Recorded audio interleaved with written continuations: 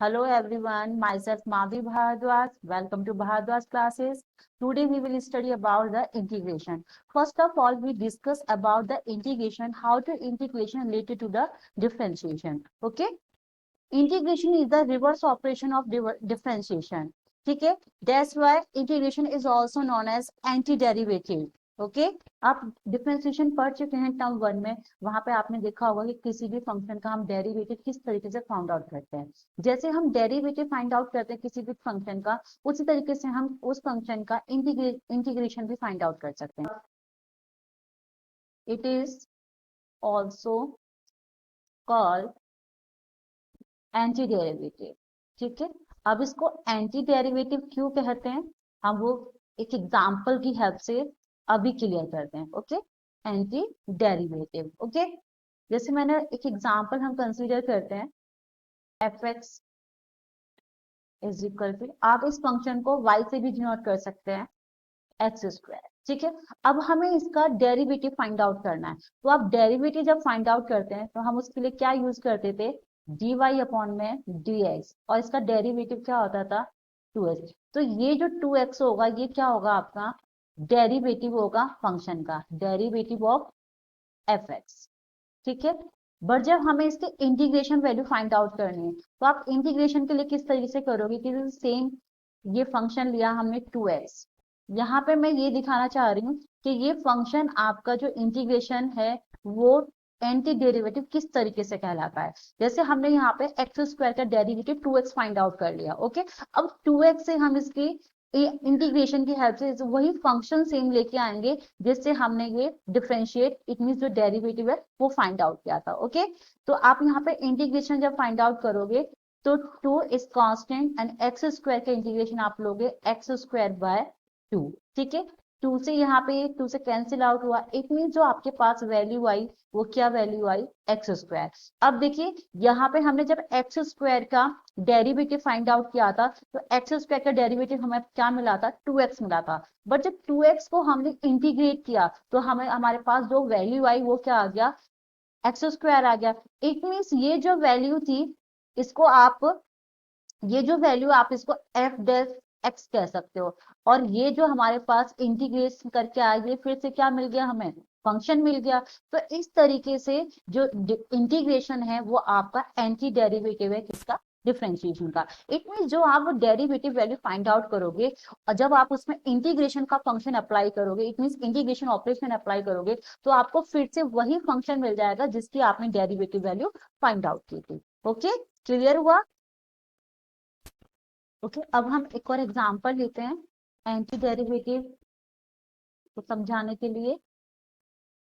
जैसे मैंने एक फंक्शन ले लिया F X is equal to Y is equal to X cube ले लिया। ओके, अब यहाँ पे हम इसका डेरिवेटिव फाइंड आउट करते हैं। तो डेरिवेटिव फाइंड आउट करेंगे तो हमें क्या मिलेगा, 3x स्क्वायर।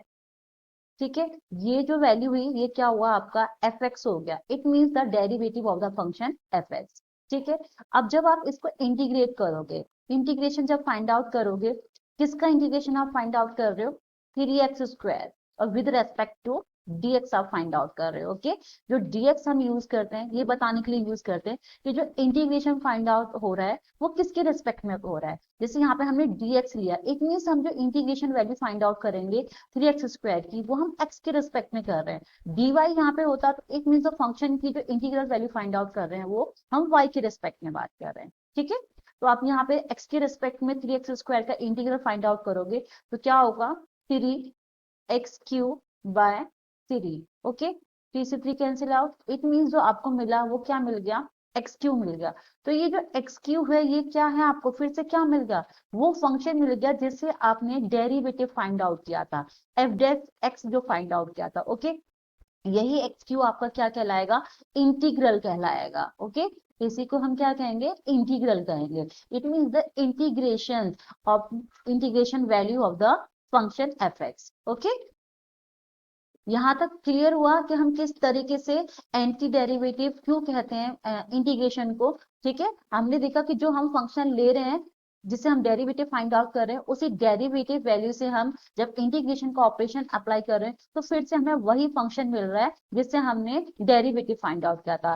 तो इसलिए ये प्रोसेस क्या हुआ, जो इंटीग्रेशन है वो आपका एंटी डेरिवेटिव ऑपरेशन हो गया, किसका, डेरिवेशन का। ओके, क्लियर हुआ। ओके, अब हम पढ़ते हैं types of integral. Integral, there are two types of integral. First of all, indefinite integral and second one is definite integral. Okay, okay, ये y axis हमने लिया और ये हमने x axis ले लिया। x axis पे हमने 2 पॉइंट कंसीडर किए। एक पॉइंट हम x is equal to a point consider कर रहे हैं और एक पॉइंट हम x is equal to b point consider कर रहे हैं। ठीक है, तो ये जो एरिया होगा, ये जो एरिया होगा, ये एरिया, जो भी ये एरिया है, ये वो फंक्शन का एरिया होगा जो हम y equal to F S consider किया है। ठीक है, ठीक है, तो हमें जो डेफिनेट इंटीग्रल में जो फाइंड आउट करना है वो ये एरिया फाइंड आउट करना है जो इस फंक्शन की हेल्प से हमने यहाँ पे क्रिएट किया है। ठीक है, तो डेफिनेट इंटीग्रल हमें इसके बारे में बताता है। अब हम बात करते हैं इनडेफिनेट इंटीग्रल के बारे में। ठीक है, इनडेफिनेट इंटीग्रल हमें क्या देता है, फैमिली ऑफ कर्व से रिलेटेड बताता है। इसके बारे में, फैमिली ऑफ कर्व। ठीक है, जैसे एक फंक्शन हमने ले लिया F X is equal to cos X ले लिया, तो ये किसी के कॉसेक्स फैमिली के बारे में बात कर रहा है। जो हम एरिया जो बनाएंगे या ग्राफ जो रिप्रेजेंट कर रहे हैं वो कॉसेक्स से रिलेटेड करेंगे। लेकिन यहाँ पे मैं जैसे कोई भी कांस्टेंट हम सी ले लेते हैं, ये सी जो कांस्टेंट है, आप इस सी को 1 2 3 वट एवर जो भी आप चाहते हो वो डिफरेंट डिफरेंट वैल्यू आप चेंज कर सकते हो। जैसे ही हम ये 1 2 3 वैल्यू अलग अलग लेंगे तो इससे जो कॉसेक्स का जो ग्राफ है वो क्या होगा, चेंज होता रहेगा। इट मीन 1 2 3 के अकॉर्डिंग वो ग्राफ क्या होगा, शिफ्ट होगा। ठीक है, जो नॉर्मली आपने कॉसेक्स का ग्राफ बनाया होगा, जैसे ही आप उसके साथ सी इट मीन कोई भी कांस्टेंट वैल्यू पुट करते हैं तो उसके हिसाब से जो कॉसेक्स का ग्राफ होगा वो क्या होगा, लिटिल बिट चेंज हो जाएगा। ठीक है, ऐसे आप कोई भी अनदर फंक्शन आप ले सकते हो, जैसे हमने यहाँ पे ले लिया कि कॉसेक्स कॉसेक एक्स ले लीजिए। अब कॉसेक एक्स का आप ग्राफ बना रहे हो और कॉसेक एक्स के साथ फिर से आप कोई भी जैसे +2 कर लिया। ठीक है, तो जो कॉसेक एक्स का ग्राफ होगा उसमें वो क्या वैल्यू होगी, 2 के अकॉर्डिंग जो होगा वो ग्राफ चेंज हो जाएगा। ठीक है, इस तरीके से हम इनडेफिनेट इंटीग्रल और डेफिनेट इंटीग्रल के बारे में पढ़ते हैं। ठीक है, अब हम मेनली जो बात करेंगे चैप्टर 7 इंटीग्रल के बारे में। ठीक है, जिसमें हम 7.1 एक्सरसाइज से लेकर इंट्रोडक्शन कर रहे हैं। ठीक है, ओके, उसी को हम कंटिन्यू करते हैं। एग्जाम्पल लेती हूँ, जैसे साइन एक्स का जो डिफ्रेंशिएट होता है, इट मीन जो डेरिवेटिव होता है वो आपके पास क्या होता है, कॉस एक्स। ठीक है, ये क्या हो गया आपका, डेरिवेटिव हो गया। ठीक है, लेकिन मैंने इसे क्या कहा था, एंटी डेरिवेटिव कहा था। इट मीन जो कॉस एक्स का इंटीग्रेशन होगा, ठीक है, वो क्या हो जाएगा, साइन एक्स। तो ये प्रोसेस क्या होगा आपका, जो एंटी डेरिवेटिव है, इंटीग्रेशन होगा। ठीक है, तो इस तरीके से ये आपके एंटी डेरिवेटिव फंक्शन कहलाता है जो इंटीग्रेशन होता है। ठीक है, हमारे पास जो डी अपॉन में डी एक्स साइन एक्स जो होता है, तो क्या होता है, कॉस एक्स होता है। ठीक है, और डी अपॉन में डी एक्स में यहाँ पे साइन एक्स +2 का भी फाइंड आउट करती हूँ तो वो भी क्या निकलेगा मेरे पास, कॉस एक्स होगा। ठीक है, डी अपॉन में डी एक्स पे फाइंड आउट करती हूँ साइन एक्स +3 का फाइंड आउट करती हूँ तो वो भी क्या होगा मेरे पास, कॉस एक्स होगा। ठीक है, लेकिन जब मैं यहाँ पे इसका इंटीग्रेशन फाइंड आउट करती हूँ, कॉस एक्स का integration with respect to D X, तो हमें क्या मिलता है, साइन एक्स मिलता है। ठीक है, अब यहाँ पे भी मैं कॉस एक्स का डेरिवेटिव फाइंड आउट कर रही हूँ तो भी, इंटीग्रेशन फाइंड आउट कर रही हूँ तो भी मुझे क्या मिला, साइन एक्स मिला। तो यहाँ पे मैं आपको ये कंसेप्ट क्लियर करना चाहती हूँ कि जब हम डिफरेंशिएट फाइंड आउट कर रहे हैं तो sine x +2 sine x +3, it mean कोई भी कांस्टेंट वैल्यू जो साइन के साथ आ रही है और उसका हम डेरिवेटिव फाइंड आउट कर रहे हैं तो वो हमें क्या मिल रहा है, सिंपल cos x मिल रहा है। बट जब हम cos x का इंटीग्रेशन फाइंड आउट करते हैं to proving the anti derivative method, तो हमें क्या मिल रहा है, सेम फंक्शन नहीं मिल रहा है। इट मीन हमें हर बार क्या मिल रहा है, साइन एक्स मिल रहा है, बट हमारा फंक्शन क्या है, sine x plus two sine x plus three. It mean function हमारा हर बार चेंज हो रहा है, और डिफरेंशिएट वैल्यू हमें सबकी कॉस एक्स मिल रही है, और जब उसका इंटीग्रेशन फाइंड आउट कर रहे हैं तो हमें साइन एक्स मिल रहा है। इट मीन उस कांस्टेंट को बताने के लिए कि जो हमारे पास कांस्टेंट है वो क्या है, 1 2 3 है, तो इसलिए हम क्या करते हैं, जब भी इंटीग्रेशन वैल्यू फाइंड आउट करते हैं तो यहाँ पे हम सी का यूज करते हैं। इतनी ये जो सी है ये किसको रिप्रेजेंट कर रहा है, आपके इनडेफिनेट कांस्टेंट, ठीक है, इनडेफिनेट कांस्टेंट को शो कर रहा है यहाँ पे, ठीक है। ये आपकी इनडेफिनेट कांस्टेंट वैल्यू हुई, जो कि क्या करेगी, फंक्शन के अकॉर्डिंग हर बार चेंज होती रहेगी, ठीक है। जैसे मैं एक एग्जांपल यहाँ पे लेके आपको क्लियर कर देती हूँ कि किस तरीके से आप ये वैल्यू फाइंड आउट कर सकते हो। ओके, अब हम एक और एग्जांपल कंसिडर करते हैं। जैसे मैंने एग्जांपल ले लिया कि मेरे पास फंक्शन है इस बार जो एफ एक्स है, तो मुझे एक्सपोर्ट दिया हुआ है, ठीक है। तो यहाँ पे जो हम एफ डेट एक्स जो निकालेंगे, it means d y upon में जो डी एक्स फाइंड आउट कर रहे हैं वो हमारे पास क्या हो जाएगा, 4x³ हो जाएगा, ठीक है। अब 4x³ हो जाएगा, अब जो मैं डेरिवेटिव फाइंड आउट कर रही हूँ वो x4 + 2 का फाइंड आउट कर रही हूँ। x4 + 2 का भी हमारे पास जो डेरिवेटिव निकलेगा वो 4x³ निकलेगा। सिमिलरली जब मैं डेरिवेटिव फाइंड आउट करती हूँ dy/dx of x4 + 5 find out करती हूँ, तो भी मुझे क्या मिलता है, 4x³ मिलेगा। इट मीन्स सबके लिए मुझे क्या मिल रहा है, सेम मिल रहा है। बट जब मैं इंटीग्रेशन फाइंड आउट करूंगी इस फंक्शन का, ठीक है, आप जहाँ पे इंटीग्रेशन फाइंड आउट करेंगे, 4x³ का integration with respect to x find out करते हैं, तो हमें क्या मिलेगा, 4x4/4, ठीक है। ये 4 से कैंसिल हो गया, और ये क्या यहाँ पे कोई भी c होगा जो कि आपका इंडेफिनिट कांस्टेंट है। इट मीन जिसके जो आपका फंक्शन में गिवन होगा, किस फंक्शन में, जिसका आपने डेरिवेटिव फाइंड आउट किया था, ओके। तो ये c यहाँ पे कुछ भी हो सकता है, कोई भी इंडेफिनिट कांस्टेंट हो सकता है। अब जैसे यहाँ पे आप इसका निकाल रहे हो 4x³ का विद रिस्पेक्ट टू x, हमारे पास जो फंक्शन जो होता है वो क्या था, x4 + 2 था, जिसका डेरिवेटिव आपने 4x³ फाइंड आउट किया। बट जब मैं 4x³ का यहाँ से फिर से इंटीग्रेशन फाइंड आउट करती हूँ, तो वो मुझे इंटीग्रेशन क्या मिलता है, 4x4/4 मिलता है। लेकिन मुझे जो फंक्शन में गिवन दे रखा था 2, क्या वो 2 मुझे फाइंड आउट हुआ, यहाँ पे वो 2 तो मुझे नहीं मिला ना। तो उस 2 को मतलब वो उसको शो करने के लिए हम क्या लेते हैं, सी लेते हैं, कि ये जो सी है ये रिप्रेजेंट करेगा आपको कोई भी फंक्शन हो सकता है, कोई भी कांस्टेंट नंबर हो सकता है, ठीक है, 1 2 3 4 वट एवर जो भी नंबर आपके फंक्शन में गिवन होगा, ओके। इसलिए हम इसी को इंटीग्रल वैल्यू जो फाइंड आउट करते हैं उसमें रिप्रेजेंट करते हैं, जिससे हम इनडेफिनेट जो कांस्टेंट है उसको शो कर सकते हैं with the help of c, okay. Clear हुआ। अब बात करते हैं हमको सिंबल टर्म्स एंड फ्रेजेस के बारे में, ठीक है, इसका मीनिंग हम डिस्कस करेंगे। जैसे हमें f dash integration of F x D x दिया हुआ है।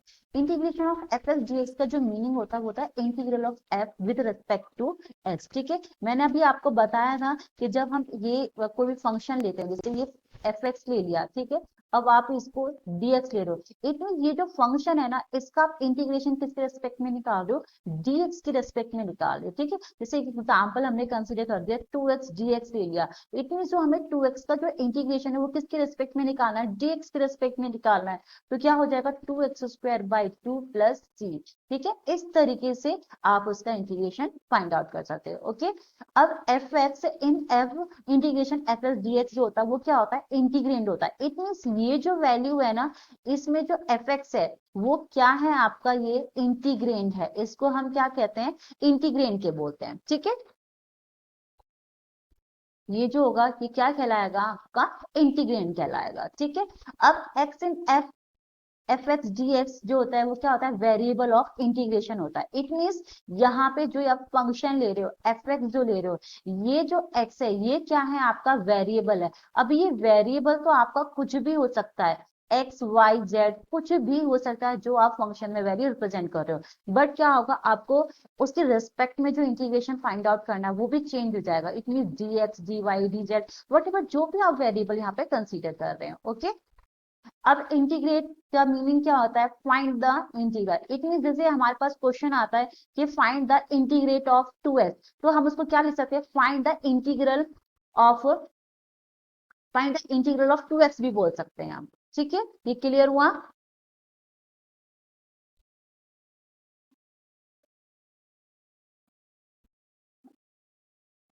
N integral of f, an integral of f जो मीनिंग है वो क्या है, if function f such that f dash x is equal to f x.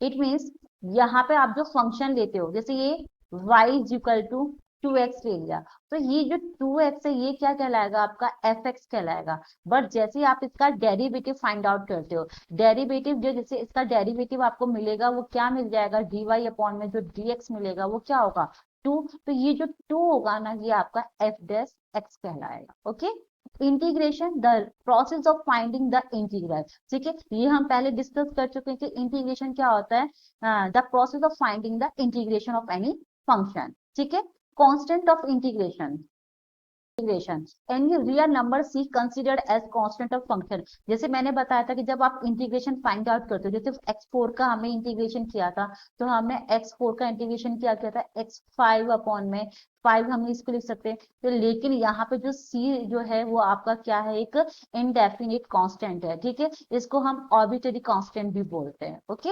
ये जो भी मीनिंग थे हमने जो किए फंक्शन से लेके, या जो टर्म्स हमारे पास थी, या जो फ्रेजेस हमारे से लेके थे, वो सभी का मीनिंग हो तो आपको क्लियर हुआ होगा। ओके, हम कुछ फॉर्मूला से रिलेटेड बात करते हैं। जो डेरिवेटिव फॉर्मूलाज हैं वो आप टर्म 1 में कर चुके होंगे, तो उसी से लिंक करते हुए हम integral it means anti derivative formula से रिलेटेड बात करते हैं। ठीक है, जैसे यहाँ पे जो फंक्शन है हमारे पास X N plus one upon में एन प्लस वन, जो आप इसका डेरिवेटिव फाइंड आउट करते तो आपको क्या मिलता था, एक्स एन मिलता था। ठीक है, ये एक्स एन आपको फंक्शन मिला, लेकिन जब मैं इस एक्स एन का इंटीग्रेशन फाइंड आउट करती तो मुझे क्या मिलता है, एक्स की power N plus one and divided by N plus one plus C. यहाँ पे सी जो है वो आपको कोई भी अर्बिट्ररी कांस्टेंट होगा।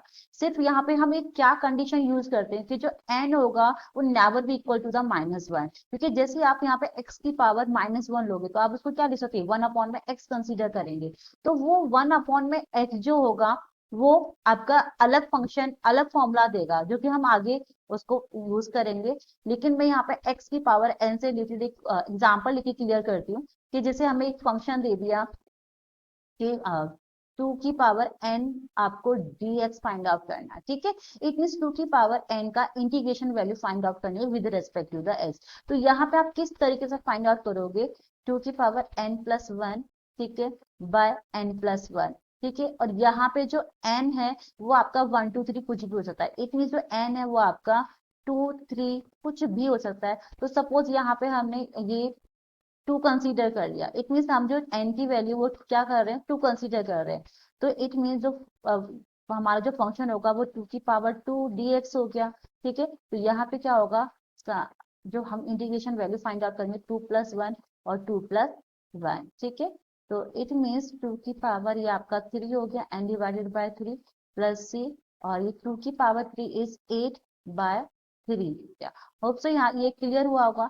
इस तरीके से आपको हम जो नेक्स्ट फॉर्मूला उससे बात करते हैं कि जब आपके पास कोई भी फंक्शन x गिवन है और आप उसका डेरिवेटिव फाइंड आउट करते हैं तो आपको क्या मिलता है, वो उसका डेरिवेटिव 1 मिलता है। ठीक है, लेकिन जब हम उसका इंटीग्रेशन फाइंड आउट करते हैं तो हमें क्या मिलेगा, वो फंक्शन x प्लस सी मिलेगा। जैसे यहाँ पे हम एक एग्जाम्पल कंसिडर करते हैं कि मेरे पास एक फंक्शन हमें 5 दे रखा है। ठीक है, अब 5 का मुझे इंटीग्रेशन निकालना है विद रिस्पेक्ट टू एच। तो वो जो फॉर्म मेरे पास जो फंक्शन आएगा, इंटीग्रल वैल्यू जो आएगी इस फंक्शन की, इतनी वो क्या होगी आपकी 5x प्लस सी होगी। ठीक है, क्लियर हुआ ये फॉर्मूला। ओके, अब हम नेक्स्ट फॉर्मूला के बारे में बात करते हैं। जब डिफरेंशिएट आप करते थे साइन एक्स का तो वो आपको क्या मिलता था, कॉस एक्स मिलता था। लेकिन जब मैं कॉस एक्स का इंटीग्रेशन फाइंड आउट करती हूँ तो मुझे क्या मिलता है, साइन एक्स मिलता है। ये हम पहले भी क्लियर कर चुके हैं कि ये क्या है, आपका एंटी डेरिवेटिव ऑपरेशन है। तो जब आपको डिफरेंशिएट वैल्यू साइन की कॉस मिली है तो इंटीग्रेट वैल्यू जो वो कॉस की क्या मिलेगी, साइन एक्स मिलेगी। ठीक है, यहाँ पे साइन और कॉस का जो फंक्शन है वो सेम ही है। तो मैं आपको साइन कॉस एक्स के रेस्पेक्ट में समझा देती हूँ कि जैसे मेरे पास कोई भी फंक्शन है, मुझे ये फंक्शन दे रखा है कि cos 2x प्लस थ्री है। ठीक है, यहाँ पे आप इस फंक्शन का इंटीग्रेट वैल्यू निकाल रही हैं। तो जब हम इसका इंटीग्रेशन फाइंड आउट करेंगे तो cos 2x प्लस थ्री का जो इंटीग्रेशन होगा वो क्या होगा, साइन 2x प्लस थ्री। ठीक है, अब 2x प्लस थ्री तो है हमारे पास, लेकिन जब आप 2x प्लस थ्री को यहाँ पे देखो, ये जो थीटा है वो क्या हो रहा है, चेंज हो रहा है ना। तो इस थीटा को आप फिर से इंटीग्रेट करोगे, it means 2x plus three की जो वैल्यू फाइंड आउट करोगे वो वहां से हमें क्या मिलेगा, 2x मिलेगा। ठीक है,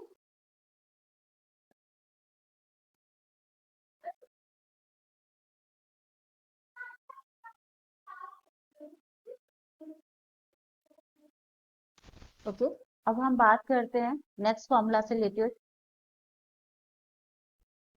टेन एक्स का जब आप डेरिवेटिव फाइंड आउट करते थे तो आपको क्या मिलता था, सेक स्क्वायर एक्स मिलता था। बट जब हम सेक स्क्वायर एक्स का इंटीग्रेट फाइंड आउट करेंगे तो हमें क्या मिलेगा, टेन एक्स मिलेगा। ठीक है, जैसे हम एक एग्जाम्पल कंसिडर कर, यहाँ पे हम एक एग्जाम्पल ले लेते हैं। ठीक है, जैसे आप कोई भी एग्जाम्पल कंसिडर कर लो, सेक स्क्वायर। ठीक है, आपने 3x ले लिया। ठीक है, अब आप इसका इंटीग्रेट वैल्यू फाइंड आउट करना चाहते हो, तो सेक स्क्वायर का हमारे पास जो इंटीग्रेशन होता है वो क्या होता है, 10x। इट मीन जो हमें यहाँ पे जो इसकी इंटीग्रेट वैल्यू मिलेगी वो क्या मिलेगी, 10 3x। ठीक है, बट यहाँ पे थीटा हमारा चेंज हो रहा है। इट मीन जो ये जो फंक्शन होता था सेक स्क्वायर एक्स होता था, तब हमें इंटीग्रेशन क्या मिलता था, 10x मिलता था। क्योंकि यहाँ पे थीटा एक्स था तो हमें यहाँ पे 10 के साथ भी जो फंक्शन जो 10x है उसमें भी थीटा क्या मिला, x मिला। लेकिन यहाँ पे देखिए आपका थीटा जो है वो चेंज है, तो आपको फिर से इसकी वैल्यू फाइंड आउट करनी पड़ेगी। इट मीन्स आपको 3x को फिर से फाइंड आउट करना पड़ेगा विद रेस्पेक्ट टू x। तो 10x 3x और इसकी जो वैल्यू होगी वो क्या हो जाएगी, 3। ठीक है, इट मीन जो इसका इंटीग्रेशन आया वो क्या आया आपके पास, 10 3x/3। ठीक है, देखो इसका जो मेथड है वो मैं आगे आपको क्लियर करूंगी जब हम सब्स्टिट्यूशन मेथड के बारे में पढ़ेंगे। लेकिन मैं थोड़ी सी हिंट दे देती हूँ कि यहाँ पे ये किस तरीके से आया है। ठीक है, जैसे यहाँ पे हम क्या करते हैं, 3x को सपोज हमने t अज्यूम कर लिया। ठीक है, अब यहाँ पे आप इसका d/dx करो, मी इतनी हम दोनों सब बोथ साइड क्या कर रहे हैं, डिफरेंशिएट फाइंड आउट कर रहे हैं। तब जब यहाँ पे आप डिफरेंशिएट फाइंड आउट करोगे तो इसे भी हम क्या लिख सकते हैं, dt/dx लिखेंगे। तो यहाँ जो वैल्यू मिली हमें क्या मिल गई, 3। ठीक है, विद रेस्पेक्ट टू किसके, dx के। और यहाँ पे ये हमारा dt/dx रहा। ठीक है, अब ये जो वैल्यू हमें किसकी वैल्यू फाइंड आउट कर लेते हैं, हम dx की वैल्यू फाइंड आउट कर लेते हैं। तो यहाँ से जो dx की वैल्यू मिलेगी वो मुझे क्या मिलेगी, dt/3 मिल जाएगी। अब ये जो इंटीग्रेट वैल्यू थी ना आपके पास, जो यहाँ से हम जो इंटीग्रेशन फंक्शन निकाले थे, मैं इसी में इसको पुट करती हूँ। जैसे सेक स्क्वायर, अब सेक स्क्वायर हमने 3x को क्या अज्यूम किया था, t अज्यूम किया था, और dx की वैल्यू मेरे पास क्या निकली, dt/3 निकल गई। ठीक है, ये ये फाइंड आउट किया ना मैं dt/3। अब dt/3 यहाँ से हमारे पास 1/3 कॉमन आ जाएगा। तो जो हमारे पास फंक्शन रहा वो सेक स्क्वायर टी dt रहा। इट मीन जो सेक स्क्वायर टी का जो इंटीग्रेशन है वो विद रेस्पेक्ट टू हमें t फाइंड आउट करना है। तो वो हमारे पास क्या हो जाएगा, 10 10t/3 प्लस 3। बट हमने t को क्या अज्यूम किया था, 3x। ठीक है, तो ये क्या हो जाएगा हमारे पास, 10 3x/3 प्लस c। ठीक है, अब देखिए यहाँ पे जो मैंने डायरेक्ट किया था वो यही इंटीग्रेशन फंक्शन फाइंड आउट किया था। ठीक है, इट मीन जो आंसर जो था हमारे पास सेक स्क्वायर 3x का वो 10 3x/3 था। लेकिन हमने इतने लॉन्ग मेथड से किया, इस मेथड को हम बोलते हैं सब्स्टिट्यूशन मेथड, जो हम आगे करेंगे एक्सरसाइज 7.2 में आप इसको यूज करोगे, वहां पे हम मेथड ऑफ इंटीग्रेशन से रिलेटेड बात करेंगे। बट मैंने थोड़ी सी हिंट आपको यहाँ पे दे दी है कि किस तरीके से ये जो वैल्यूज है हम जो फाइंड आउट कर रहे हैं वो किस तरीके से कर रहे हैं। ओके, क्लियर हुआ। अब जैसे यहाँ पे हमें फंक्शन दे दिया सेकेस 10x का, हमें इंटीग्रेशन फाइंड आउट करना है। तो सेकेस 10x का जो इंटीग्रेशन है वो क्या हो गया आपके पास, सेकेक्स हो गया। लेकिन जब आप सेकेक्स का डिफरेंशिएट फाइंड आउट करते थे तो आपको क्या मिलता था, सेकेस 10x मिलता था। ठीक है, अब यहाँ इससे रिलेटेड हमको एग्जाम्पल लेते हैं। जैसे हमारे पास ये एग्जाम्पल दे दिया कि हमारे पास जो वैल्यू है वो सेक 2x है। ठीक है, और ये भी हमने 10 2x ले लिया। हमें इसका इंटीग्रेशन फाइंड आउट करना विद रिस्पेक्ट टू dx। ठीक है, अब देखिए यहाँ पे फॉर्मूला में हमारे पास जो थीटा है वो x है, लेकिन हमने जो थीटा यहाँ पे कंसीडर किया है वो 2x कंसीडर किया है। इट मीन्स यहाँ पे हमें 2 को या तो आप सेम जैसे हमने ऊपर मेथड यूज किया है सब्स्टिट्यूशन मेथड, आप उस तरीके से कर सकते हो। बट डायरेक्ट लिखना चाहते हो तो डायरेक्ट हमारे पास क्या आएगा, सेक एक्स 10x का जब इंटीग्रेट हमारे पास सेक एक्स होता है तो सेक 2x 10 2x का इंटीग्रेशन क्या होगा आपके पास, सेक 2x होगा। बट ये 2 हमारे पास डिवाइड में भी आएगा। ठीक है, एंड देन प्लस सी। इस तरीके से आप cosec x and cot x का भी फाइंड आउट कर सकते हो। ठीक है, यहाँ पे हमने ये सब्स्टिट्यूशन मेथड में जो प्रॉपर्टी यूज की थी, जो अज्यूम करके हम फाइंड आउट कर रहे थे, उसी तरीके से यहाँ पे किया हमने। आप 2x को अज्यूम कर सकते हैं, आप कोई भी वेरिएबल आपको इसको ले सकते हो, t x y z कुछ भी वेरिएबल ले लो, और जब आप उसको इंटीग्रेट करोगे तो आपको sec 2x/2 ही मिलेगा। ठीक है, अब जैसे हमें फंक्शन दे रखा है, जब आप साइन इनवर्स एक्स का फंक्शन डेरिवेटिव फाइंड आउट करते थे तो आपको क्या मिलता था, 1/√1 माइनस एक्स स्क्वायर मिलता था। लेकिन जब आप इसका इंटीग्रेशन फाइंड आउट करोगे तो ये इंटीग्रेशन किसका होगा, साइन इनवर्स एक्स प्लस सी हो जाएगा। ठीक है, इसकी इंटीग्रेट वैल्यू होगी। देखिए यहाँ पे मैं आपको सिर्फ फॉर्मूला से एग्जाम्पल रीड कर रही हूँ, बट मेरी जो नेक्स्ट जहाँ पे मैंने डेरिवेशन फाइंड आउट किए हुए इन फॉर्मूलाज के, आप मेरी वो वीडियो देखिएगा, वहां से आपको इजीली क्लियर हो जाएगा कि आप किस तरीके से साइन इनवर्स एक्स का डेरिवेटिव फाइंड आउट करते हो, और फिर जो आपको डेरिवेटिव वैल्यू मिलती है, आप उस किस तरीके से आप उसे फिर से एंटी डेरिवेटिव मेथड अप्लाई करके फंक्शन लेते हो। ठीक है, तो आप उसके लिए मेरी वो वीडियो जरूर देखिएगा। ओके ओके, अब हम इसके लिए एक एग्जाम्पल कंसीडर कर लेते हैं कि जैसे ये मेरे पास एक इंटीग्रेट दे रखा है कि 1 माइनस, यहाँ पे जो वैल्यू है वो 1 माइनस 2x² में, जैसे मैंने ये 4x² ले लिया। ठीक है, यहाँ पे हम ये ले सकते हैं, और मुझे अब इसका आंसर रिप्लाई करना है with respect to x, integration find out करना है। तो जब आप इसका इंटीग्रेशन फाइंड आउट करोगे तो यहाँ देखिए मेरे पास जो x² होता था, अब उस x² की जगह हमारे पास क्या आ गया, 1 माइनस 2x² आ गया। ठीक है, इट मीन तो आपके पास साइन इनवर्स के साथ जो फंक्शन आएगा वो क्या रहेगा, साइन इनवर्स 2x, ये एज अ थीटा अज्यूम कर सकते हो आप। ठीक है, एंड देन प्लस सी। इस तरीके से यहाँ पे आपका 2x² है, वहां पे आपका 3x² भी हो सकता है, 4x² भी हो सकता है, कोई भी नंबर हो सकता है, तो आप उससे रिलेटेड इस तरीके का फॉर्मूला फाइंड आउट कर सकते हो। ठीक है, तो सेम cos x का भी इसी तरीके से होगा। ठीक है, तो आप cos x का भी इजिली फाइंड आउट कर पाओगे। ठीक है, हम नेक्स्ट फॉर्मूला से रिलेटेड बात करते हैं। देखिए जब आप टेन इनवर्स एक्स का डेरिवेटिव फाइंड आउट करते थे तो क्या मिलता था, 1/1 प्लस एक्स स्क्वायर मिलता था। बट जब हम इसका इंटीग्रेशन फाइंड आउट करेंगे dx/1 प्लस एक्स स्क्वायर, तो हमें क्या मिलेगा, टेन इनवर्स एक्स मिलेगा। ठीक है, इससे रिलेटेड हम एक एग्जाम्पल ले लेते हैं, वहां से और अच्छे से क्लियर हो जाएगा कि किस तरीके से आप फंक्शन को फाइंड आउट कर सकते हो। ठीक है, 1 प्लस यहाँ हमने 4x² कर दिया। ठीक है, अब आप इसका इंटीग्रेशन वैल्यू फाइंड आउट करना चाहते हैं, तो इंटीग्रेशन वैल्यू फाइंड आउट करोगे तो वो क्या हो जाएगा आपके पास 10, चलो एक बार मैं इसको ये स्टेप देखिए, dx/, में मैं इसको इस तरीके से परफेक्ट स्क्वायर फॉर्म में लिखी, 2x² कन्वर्ट कर सकते हैं। ठीक है, तो यहाँ पे जो हमारे पास वैल्यू होगी वो 10 इनवर्स 2x प्लस सी हो जाएगा। ठीक है, सिमिलरली जब आप 1/dx/ में 1 प्लस x² का फाइंड आउट करोगे, ठीक है, तो वो आपको क्या मिलेगा, माइनस कॉट इनवर्स x मिलेगा। ठीक है, प्लस सी। इसी तरीके से आप फाइंड आउट कर सकते हो। नेक्स्ट हमारे पास फॉर्मूला है, जब आप सेक इनवर्स एक्स का डेरिवेटिव फाइंड आउट करते हो तो आपको क्या मिलता था, 1/x√x² माइनस 1 मिलता था।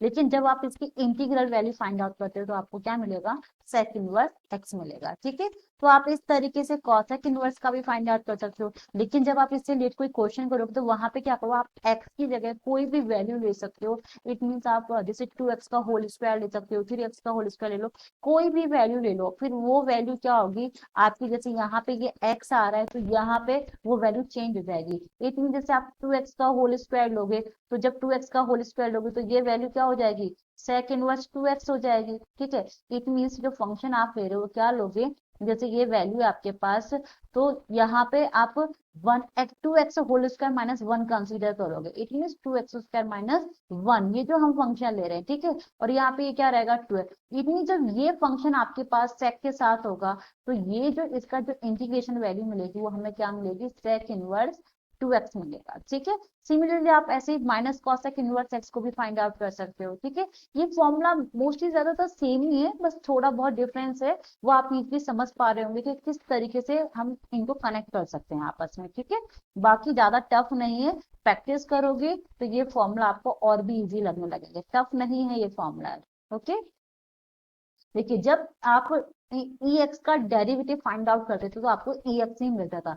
सेम जब हम ई एक्स का इंटीग्रेट भी फाइंड आउट करते हैं तो हमें ई एक्स ही मिलता है। बट यहाँ पे जैसे आप एक्स की जगह कोई भी वैल्यू चेंज कर देते हो, जैसे यहाँ पे ई थ्री एक्स डी एक्स का इंटीग्रेशन फाइंड आउट कर रहे हो, तो इसके लिए हमें क्या करना पड़ेगा, थ्री एक्स को आप अज्यूम कर लो, टी अज्यूम कर लिया, ठीक है। अब डेरिवेटिव फाइंड आउट करोगे तो यहाँ पे इसका डेरिवेटिव क्या होगा, थ्री होगा, और यहाँ जो डेरिवेटिव होगा वो d t by d x हो जाएगा।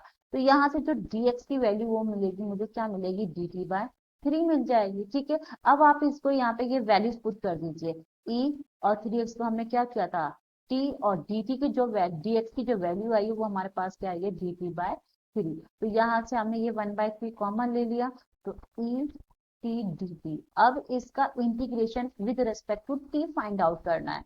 तो विद रेस्पेक्ट टू जब आप t इंटीग्रेशन फाइंड आउट करो तो आपको क्या मिलेगा, pt बाय थ्री प्लस, ठीक है। इस तरीके से आप कर सकते हो। हमें बाकी ये इतना लॉन्ग प्रोसेस करने की जरूरत नहीं है। आप इजिली ये ध्यान रखिए कि e की पावर थ्री एक्स है, इट मीन वहां पे जो फॉर्मूले से जो डिफरेंट है वो क्या है, सिर्फ थ्री एक्स डिफरेंट है। इट मीन जो हम फॉर्मूला लिखते वो ई की पावर एक्स लेते थे, और यहाँ पे सिर्फ क्या है, थ्री एक्स है। इट मीन जो वैल्यू डिफरेंट है ना, वो डिफरेंट वैल्यू आपको क्या होगी, डिवाइड में लिखनी है, ठीक है। लेकिन जब हम इंटीग्रेट डिफरेंशिएट करते थे तो ये वैल्यू हमारे पास कहाँ आती थी, मल्टीप्लाई में आती थी, बट इंटीग्रेशन में ये वैल्यू हमारे पास कहाँ आएगी, डिवाइड में आएगी। बस ये ध्यान रखिए, नहीं तो आपको इतना लॉन्ग प्रोसेस ये यूज करना पड़ेगा, it mean substitution method use करना पड़ेगा। तो छोटे छोटे क्वेश्चन के लिए आपको सब्स्टिट्यूशन अप्लाई करने की जरूरत नहीं है, बट ये ध्यान रखिए कि जो वैल्यू फॉर्मूला से डिफरेंट है, इंटीग्रेट फाइंड आउट करते टाइम वो वैल्यू आपको कहाँ रखनी है, डिवाइड में करनी है, ठीक है।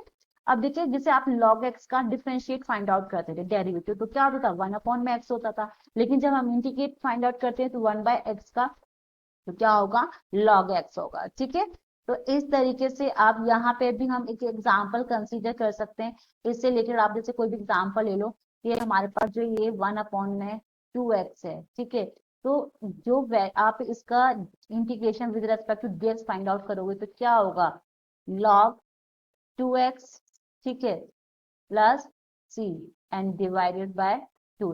इट मीन्स यहाँ पे देखिए मैंने क्या बताया था, जो वैल्यू डिफरेंट होती है, इट मीन जो कांस्टेंट यूज हो रहा है वो कांस्टेंट कहाँ आ जाएगा, आपके डिवाइड में आ जाएगा। तो यहाँ पे भी आपका टू एक्स जो है वो एक्स से डिफरेंट था, इट मीन्स टू आपका डिफरेंट है, तो वो हमने कहाँ ले लिया, डिवाइड में ले लिया। आप इस तरीके से ना छोटे छोटे जो क्वेश्चन हैं आप वहां पे सब्स्टिट्यूशन अप्लाई करके सिर्फ थोड़ा सा ये ध्यान रखिए कि किस तरीके से आप इसको डायरेक्ट कर सकते हैं, ठीक है। हमें सब्स्टिट्यूशन अप्लाई करने की जरूरत नहीं है वहां पे।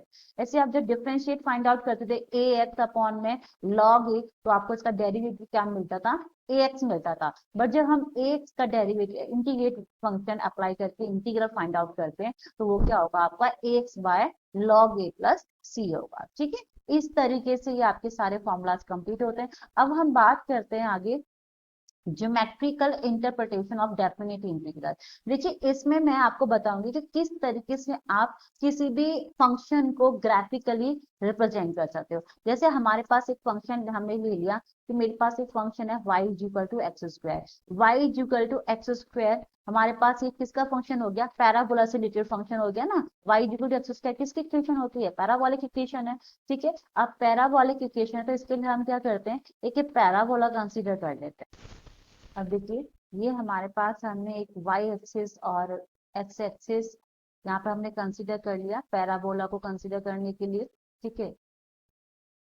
ये हमारे पास वाई एक्सिस हो गया और ये एक्स एक्सिस हो गया। हमारे पास जो फंक्शन गिवन है वो y equal to x square given है।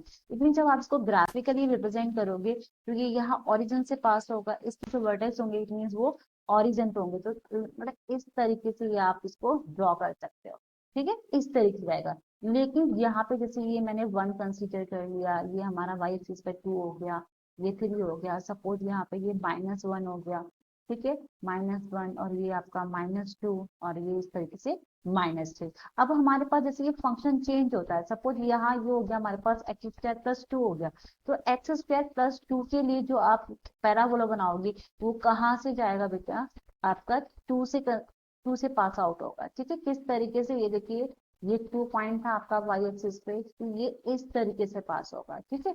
सपोज जैसे यहाँ पे y square is equal to x square minus two होता, होता। तो आप इस पैराबोला को कहाँ से करते हैं, -2 से पास करेंगे। ठीक है, ये जैसे -2 है तो आप इसको -2 से पास कर दीजिए।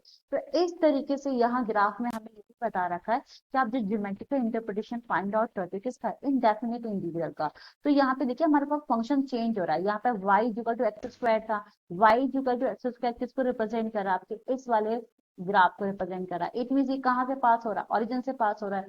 लेकिन ये जैसे हमने एक्स स्क्वायर प्लस 1 लिया, इट मीन ये जो ग्राफ होगा ये आपका यहाँ 1 से पास होगा। ठीक है, ऐसे सिमिलरली ये 2 से हो गया। ठीक है, ऐसे ही आपका 3 से हो गया। ऐसे ये आपका जो पैराबोला वो कहाँ से जाएगा, -1, this is -2 and this is -3। तो जिस तरीके से आपकी जो इनडेफिनिट जो कांस्टेंट है वो चेंज हो रहा है, तो उसकी वजह से क्या हो रहा है, ग्राफ भी हमारा लिटिल बिट चेंज हो रहा है, इट मीन शिफ्ट हो रहा है। ठीक है, जैसे एक्स स्क्वायर हमारे पास था तो वहां पे हमारे पास कांस्टेंट क्या है, इनडेफिनिट जो कांस्टेंट हम कंसिडर कर रहे हैं वो 0 है, तो वो हमारा ओरिजिन से पास हो गया। ठीक है, लेकिन जैसे ही वो हमने सी की वैल्यू चेंज की, इट मीन +1 आया या +2 आया, तो उसके हिसाब से जो ग्राफ है हमारा फंक्शन का वो भी क्या हो रहा है, शिफ्ट हो रहा है, कि इट मीन चेंज हो रहा है वो। ठीक है, ये क्लियर हुआ। ओके, अब हम बात करते हैं कुछ प्रॉपर्टीज से रिलेटेड।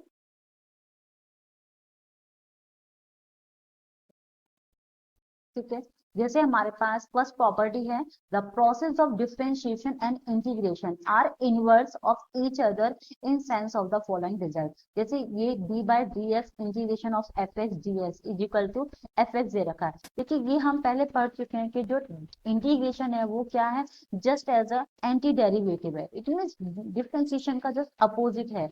जब आपको जो डिफरेंशिएट वैल्यू जो मिलेगी, जो आप उसका अपोजिट कर दोगे तो आपको क्या मिल जाएगा, इंटीग्रेट वैल्यू मिल जाएगी। ठीक है, यहाँ पे जैसे मैं एक एग्जाम्पल कंसिडर कर लेती हूँ। जैसे हमने एक एग्जाम्पल ये ले लिया कि d/dx है हमारे पास, और ये इंटीग्रेशन, और यहाँ पे जो फंक्शन मैं ले रही हूँ, सपोज हमने 2x³ + 5 एक फंक्शन ले लिया। ठीक है, integration with respect to x। तो यहाँ जो वैल्यू जो मिलेगी, देखिए जो डेफिनेट है ना, जो ये डेरिवेटिव जो dy/dx जो हमने लिया हुआ है, और ये हमने इंटीग्रेशन लिया हुआ है, तो ये क्या होगा आपस में, मतलब आप ऐसा मान सकते हो कि ये कैंसिल कर देंगे, लेकिन हमें सिर्फ दिखाना नहीं कि ये आपस में कैंसिल कर रहे हैं, क्योंकि जस्ट आपको माइंड में ये थॉट रखना है कि ये क्या है, आपस में एंटी डेरिवेटिव है। ठीक है, अपोजिट है, मतलब जो इंटीग्रेशन है वो क्या है, आपका एंटी डेरिवेटिव मेथड है। तो ये d/dx से जो इंटीग्रल जो आप यूज कर रहे थे वो आपका कैंसिल हो जाएगा, और आपको जो मिलेगा वो क्या मिलेगा, सेम फंक्शन मिल जाएगा। इट मीन जो आंसर होगा वो 2x³ + 5 मिल जाएगा। ठीक है, सेकंड प्रॉपर्टी हम करते हैं।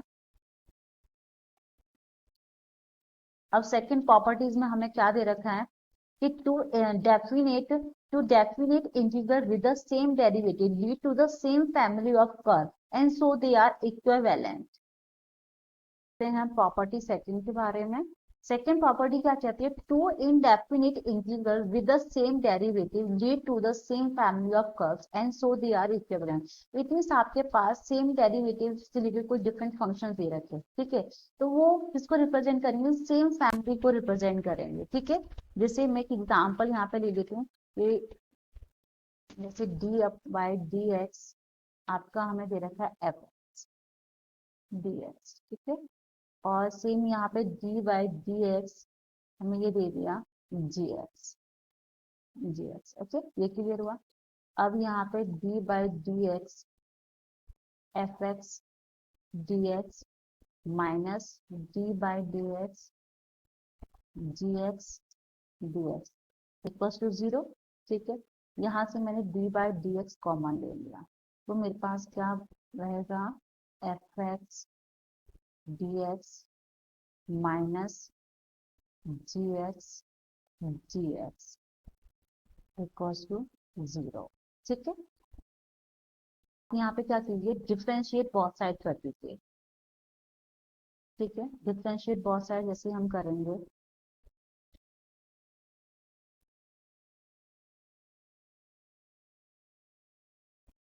आप क्या कीजिए, यहाँ पे डिफ्रेंशिएट बोथ साइड कर दीजिए। डिफ्रेंशिएट बोथ साइड करने से हमें क्या मिलेगा, fx(dx) minus gx(dx) equals to 0। तो fx d x equals to g x, ठीक है, ये मिल गया। यही हमारी प्रॉपर्टी थी कि two indefinite integral with the same derivative, same derivative हम यूज करें, इट मीन दोनों को हम with respect to x find out कर रहे हैं, ठीक है, lead to the same family of curve and so they are equivalent, और क्या करेंगे, सेम फैमिली को ही रिप्रेजेंट करेंगे, ठीक है। मतलब फंक्शन आपका यहाँ पे एफ एक्स और जी एक्स आप कुछ भी हो सकता है, लेकिन आप इसको जो डेरिवेटिव फाइंड आउट करोगे वो विद रेस्पेक्ट टू एक्स ही फाइंड आउट करोगे। ओके, क्लियर हुआ।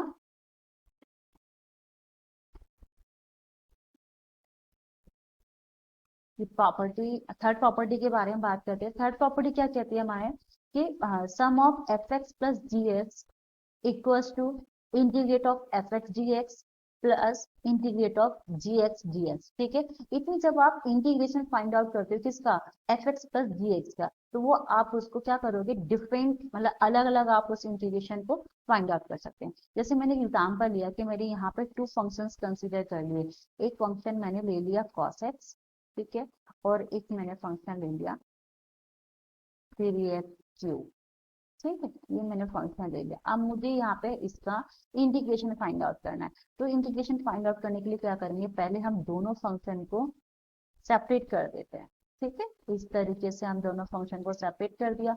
अब आप सेपरेट करके यहाँ पे इंटीग्रेशन फाइंड आउट कर सकते हैं। cos x का इंटीग्रेशन क्या हुआ, sin x, ठीक है। अब यहाँ पे हम ये जो कांस्टेंट लेंगे वो C1 कंसीडर कर सकते हैं, ठीक है। अब आप 3x3 का जब फाइंड आउट करोगे इंटीग्रेशन, तो क्या होगा, 3 ले लिया, x 3+1 बाय 3+1, ठीक है, और यहाँ जो कांस्टेंट रहेगा वो आप C2 ले लीजिए, ठीक है। ये क्लियर हुआ। तो sin x प्लस 3/4 x4, ठीक है, plus C1 plus C2, it mean जो दोनों फंक्शन के रेस्पेक्ट में हमने कांस्टेंट लिया था, ठीक है, sin x प्लस 3/4 x4, तो आप इन दोनों को क्या लिख सकते हो, C1 प्लस C2 का सी लिख लीजिए, ठीक है। इसका प्रॉपर्टी का यही मीनिंग था। क्लियर हुआ।